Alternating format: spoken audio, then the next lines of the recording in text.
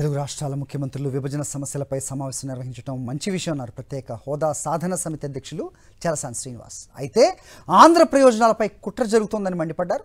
పోలవరం ముంపు ప్రాంతాలు ఆంధ్ర రాష్ట్రంలోనే ఉండేవని తెలిపిన చలసాని ప్రభుత్వం శ్వేతపత్రం విడుదల చేయాలని కోరారు. ఇవాళ నిన్న జరిగిన సమావేశం రెండు రాష్ట్రాల మధ్య సమావేశం ఒక చారిత్రాత్మక సమావేశంగా మిగిలిపోతుందని చెప్పి ఆశించాం. దాన్ని పూర్తిగా ఆహ్వానిస్తున్నాం. ఎందుకంటే ఒక మంచి ముందడుగు, ఒక మంచి స్టెప్ వెళ్తుందని డెఫినెట్గా మంచి ప్రయత్నం చేశారు.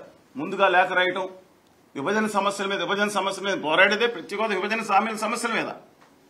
ఇంకోటి కూడా విషయం మనం చేస్తున్నాను. 1,69,000 కోట్ల రూపాయల ఉమ్మడి ఆస్తులు విలువని చెప్పి అప్రాక్సిమేట్లీ నిపుణులు చెప్తా ఉన్నారు. నిన్న చర్చ జరిగిందా అండి? I humbly request chief minister of Andhra Pradesh Chandrababu Naidu గారిని దయచేసి దీని మీద ఒక వైట్ పేపర్ అడుగుతున్నా ఉన్నామండి. నా కమిటీలు వేశారు. కమిటీలో నిన్న అనేక మంది కూడా చెప్పారు. పౌర సంఘాలు కూడా దాని మీద బాధ్యులుగా పిలవమని చెప్పి. ఎందుకంటే భావితరాలకు తెలియాలి విషయాలు. ఆంధ్రప్రదేశ్ని దుర్మార్గంగా చూపించే కుట్రలు చేస్తా ఉన్నారు. కేంద్రంలో ఉత్తర భారతీయ జనతా పార్టీ ప్రభుత్వం, ఆదాని గారి ప్రభుత్వం కలిపేసిందా? చరిత్ర తెలుసుకుని మాట్లాడమని చెప్పి కోరుతా ఉన్నాను.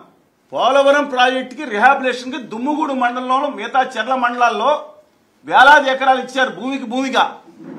ఆ మండలాలన్నీ కూడా పూర్వం తూర్పుగోదావరి జిల్లాకు చెందిన మండలాలు. తూర్పుగోదావరి జిల్లాకు చెందిన మండలాలు ప్రతి ఒక్కటి దయచేసి మెన్షన్ చేసుకోండి. ఎవరి మండలాలు ఎవరికి ఇచ్చారు?